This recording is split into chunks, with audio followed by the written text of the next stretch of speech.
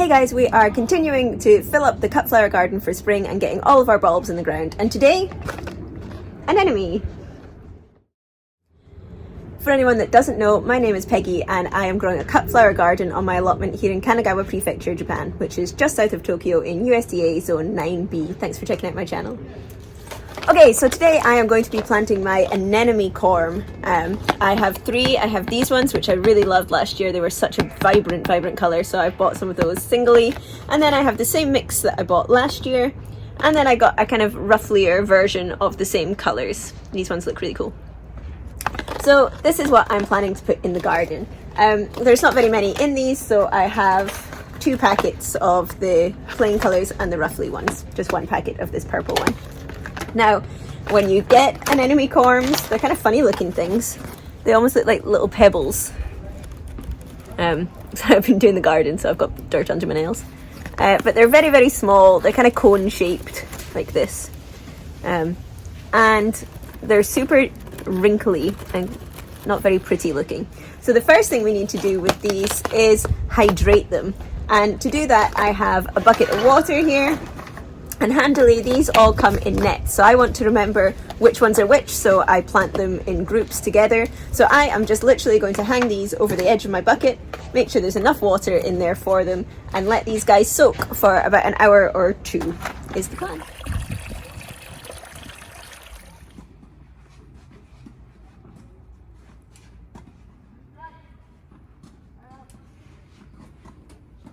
Okay, so we pre-soak those because you can see they're really dehydrated, the corms. And so we need to get them nice and plump when we put them in the ground so they've got the best chance. It wakes up the corm and starts it on its journey to germinating. Most people would probably then pre-sprout their corms, which means they put them in usually a shallow tray of mud, cover them up a little, keep them somewhere cool and dark, and wait for it to start to put out roots and a tiny little bit of a shoot. Now, if you watch my previous video that I did about pre-sprouting my ranunculus, I show you how to do that, and obviously I did it for my ranunculus, but I'm not going to do that for my anemone for a few reasons. One of the main reasons of pre-sprouting your anemones is it's so that they come on earlier. They get a stronger growing system in place before you put them outside, where it's usually a lot colder in most places. I'm in zone 9B, so I'm going to have a really mild winter. But it means that they've got an established root. They've started before they really get the cold, and it helps them survive the winter a little better. And it also means that you get the flowers earlier. And this is the main reason I am not going to do this. Last year, my anemone came up so fast and so early that they were actually the only thing in my garden for a long time. A clear month. Now, I soaked and pre-sprouted them on the same day as my ranunculus, and I got anemone a clear month before. Actually, the first flower came through at the end of December, but I was taking my first cuttings from them around February, and it was a clear month before my ranunculus or anything else started to come up. And so really I had nothing to pair it with. I was making displays with just my anemone in them, and I can link to some of those because I'll put up pictures at the end, because they were very beautiful, but I would like to have a fuller bouquet. They were literally just coming through one at a time, and I didn't really have much that I could do with them, and I don't want to do that this time. So I started my ranunculus. They have a 2-week head start on my anemone, and so hopefully they'll come up around the same time this time. But a second reason, so while I managed to dig up my freesia bulbs and my gladiola bulbs and my ranunculus corms, when I tried to do the same for my anemone, I couldn't find them. I couldn't find any of the bulbs, and I thought, oh, maybe they've rotted because we have rainy season just after these guys had flowered. I thought maybe they've rotted, maybe they've been eaten, I don't know, but I'm sure I went through this and I could not find any bulbs. And then about a month ago, I started to see little shoots, and now I have this. So this is what I grew last year, and you can see they're all quite close together, but they don't put out a huge amount of foliage, so it's not really an issue. But I seem to have a full box of anemone coming through, and I assume these ones are going to be coming up super early because, I mean, look how big they are already. So I'm guessing for the beginning of the season, I'm going to have an anemone again with nothing to pair them with. Although I have planted daffodil this year, so hopefully they'll come through about the same time, and at least I'll have 2 things. But yeah, I have a full box of anemone that have started themselves, and this is good to know because I'm planning on leaving everything in the ground in the allotment this year. So it's good to know that they can survive the heat of the summer and the rainy season and not just get eaten or get moldy or rot away, or, you know, they're going to survive. So, I mean, that's great. I'm now down at the allotment, and these guys came down like this, and they've now been in this water, which looks really muddy because I just washed my hands in it because I was weeding. These guys have been in here for about an hour and a half, 2 hours. And you can see, if we look at these ones, let's get them out. They now look much bigger and plumper. Here we go, 1, 2, 3, 4. I've only got 4 of these really fancy ones. But they look much bigger and plumper, and woo, I'm dropping them, ready to go in the garden. Okay, so I'm planting my anemone here, between my freesia and my daffodil, which you can see have just started to come up.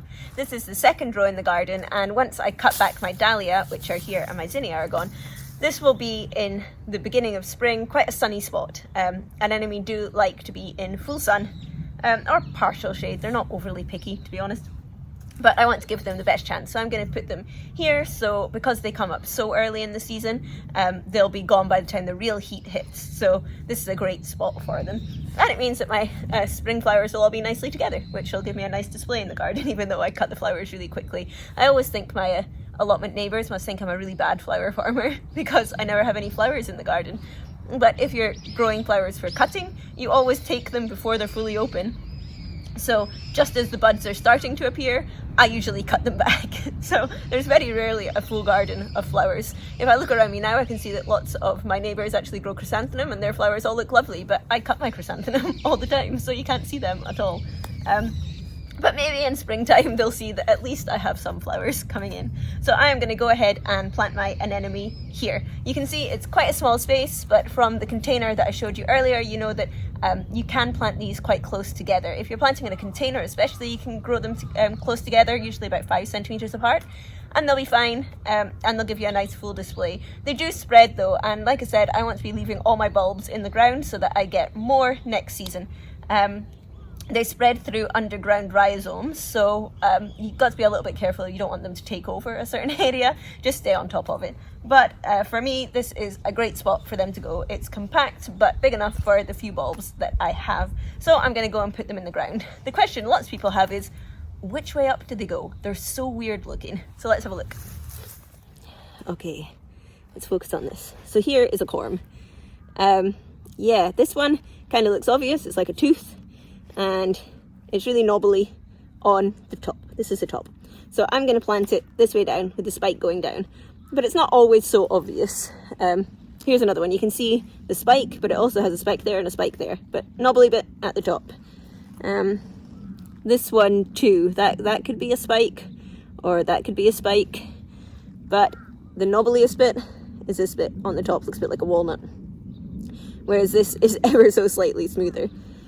So pointy bit down. But if you really can't tell, or you don't need to get worried about it, these will seek the light. The leaves will curl up to find the light anyway. So even if you plant these guys upside down, they're going to be okay. The leaves are still going to find their way to the top. I'm going to start with my pretty purple ones, which are now filthy because I just threw them on the ground. And I'm going to put them in a line next to my freesia. And then I will do my doubles and then my singles at the front. Let's get these in. I only have 4 of these bulbs, and they're quite small bulbs.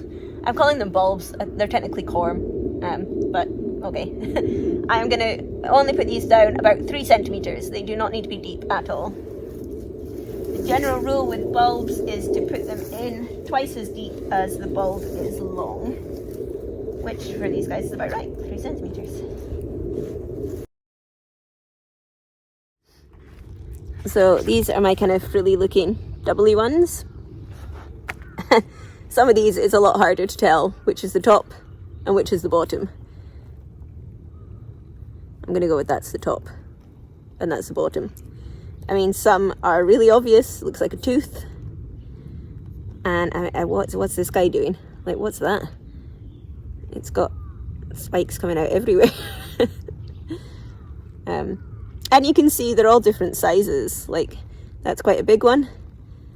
And then you get teeny little ones as well.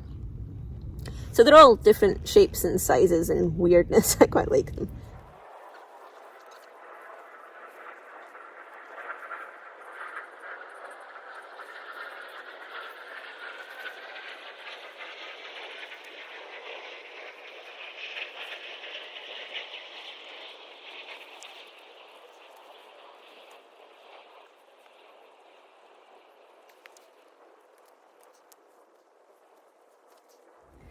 Okay, there they all are in their wee rows. That one's got a leaf in it. And they are quite close together. But in my tiny 4x5 allotment, kind of got to squeeze stuff in. But they all look good. Let's get them covered up.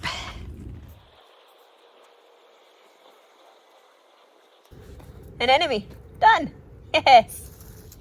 If you are in a colder zone, you might want to mulch these to just try and give them a little bit of protection if you are going to get a frost. I'm in zone 9B, so I don't need to do that, but I might still. I did it over on my ranunculus. I just gathered up the leaves that have fallen from the plum trees above and put them over here. Usually we do a thicker leaf mulch if you're again in a colder area, but that's just enough, hopefully, to keep the frost, if there is any, off of these. Last year my first anemone came through in December. It was a single flower, and the rest of them came through in about February. So these really were one of the first flowers that I got to work with. In fact, they were up before most of my daffodil. Now, my daffodil have been in the ground longer, and my freesia have been in the ground longer, so they might come up hopefully at the same time. But these are definitely one of the first. They're one of the first things that I get to play with in the spring, and I'm really excited to see how these guys do and how different they are to the ones that I've still got in my container at home, which are on their second year, and obviously are much further along in the growing process. But that, other than my tulips, is everything that I am putting in the garden for spring. All of the seeds and things that I started will stay in my little seed pod until the end of February. The only other thing is when I clear out the bottom of my garden that you can see here, where I still have a couple of my dahlia in and some other bits and bobs, I'm going to clear that out, and that is where this year I will direct sow my sweet pea. But that is almost coming to the end of what I can do in the garden this year. Obviously I need to do a big clear out, cut back my zinnia, cut back my dahlia, get my tulip planted in, divide my dahlia, and just do a general clear up. There's not much still giving me flowers. My straw flower are still doing really well, and my firecracker vine is doing well as well.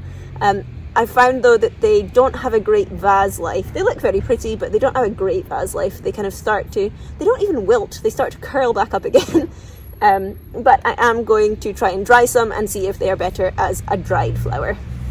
I don't think they'll be coming back next year though. They take up a lot of room. The vine is a lot, and even though they're giving me lots and lots of flowers now, it is right at the end of the season and I've got very little to pair with them, so that might have been a one-time trial.